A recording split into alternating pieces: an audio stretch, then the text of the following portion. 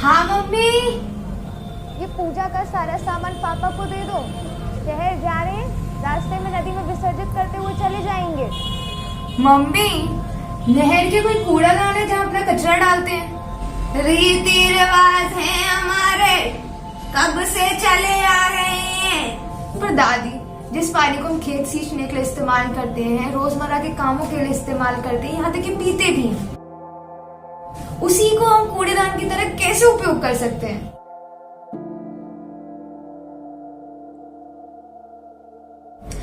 अच्छा दादाजी, आप ही बताइए, अगर हमारे घर में कोई कूड़ा डाल के जाएगा तो चलेगा आपको? डाल कर तो देखा है, इससे छड़ी से टांगे तोड़ दूंगा और मैं हाथ तोड़ दूंगी उसके। वाह दादाजी, वाह दादी, अपने घर पर बात आई तो छड़ी। हाँ, तो इसी तरह नदी, तालाब, समुद्र, वो भी तो पानी में रहने वाले जीव का घर ही है ना। क्योंकि वो कुछ बोल नहीं पाते तो क्या हमें हक मिल गया है कि हम उनके घर को गंदा करें?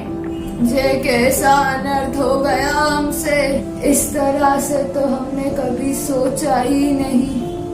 रीति रिवाज है हमारे, पर भाग्यवान रीति रिवाज के नाम पे हम किसी की जिंदगी खतरे में तो नहीं डाल सकते ना। बोलो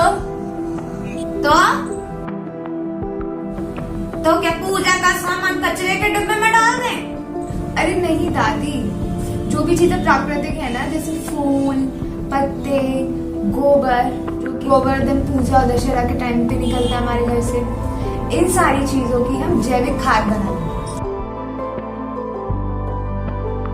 यानी कॉम्पोस्ट, और फिर उसको पेड़ पौधों में डालेंगे, जो कि पेड़ पौधों को बढ़ने में मदद करेंगे।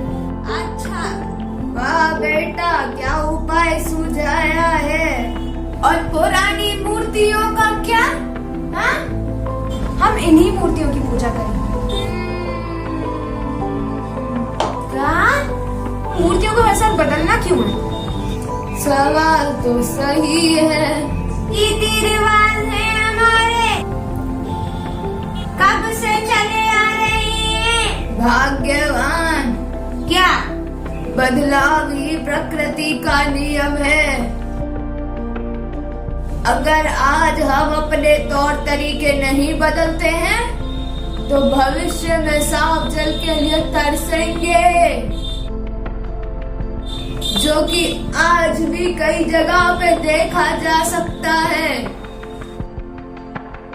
और पानी में रहने वाले जीव भी सिर्फ फोटो में ही देखने को मिले।